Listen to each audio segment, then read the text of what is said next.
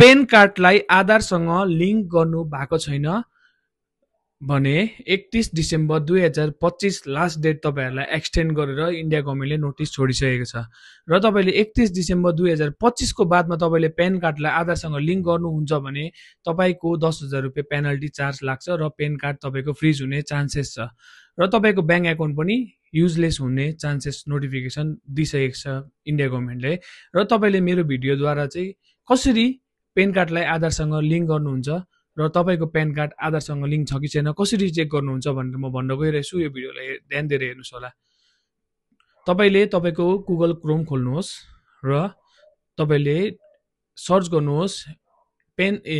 incometax.gov.in र त्यसको टपमै आउँछ इन्कम ट्याक्स भनेर है इन्कम ट्याक्सको होममा जानुहुँदा तपाईले इन्कम ट्याक्सको पेज खोलिन्छ र स्क्रोल डाउन गर्नुभयो भने मुनि तपाईको लिङ्क आधार भनेर आउँछ लिङ्क आधार तपाईले क्लिक गर्नुभयो भने लिङ्क आधार तपाई क्लिक गरेपछि तपाईको एउटा नयाँ पेज ओपन हुन्छ र तपाईको नयाँ पेजमा हुन्छ पेन नम्बर र आधार नम्बर तपाईले हाल्नु भएर मुनिपट्टि तपाईको लास्टमा भ्यालिडेट भनेर लेखेको हुन्छ त्यो भ्यालिडेटमा तपाईहरुले क्लिक गर्नुभयो भने तपाईको पेन कार्ड अलरेडी लिङ्क छ भने पेन कार्ड अलरेडी लिङ्क छ भनेर अगाडि डिस्प्ले हुन्छ र लिङ्क छैन भने अगाडि प्रोसेस हुन्छ र तपाईले त्यसमा क्लिक गर्नु भएर अगाडि जानु भयो भने चाहिँ तपाईको पेमेन्टको अप्सन आउँछ र 1000 रुपैयाँ तपाईले पे गर्नु भएर तपाईको पेन कार्डलाई आधारसँग लिङ्क गर्नु सक्नुहुन्छ बिना तपाईले कुनै पनि साइबर नगई घर बसी गर्न सक्नुहुन्छ यो भिडियोलाई सक्दो शेयर गर्नुस् होला यो भिडियो चाहिँ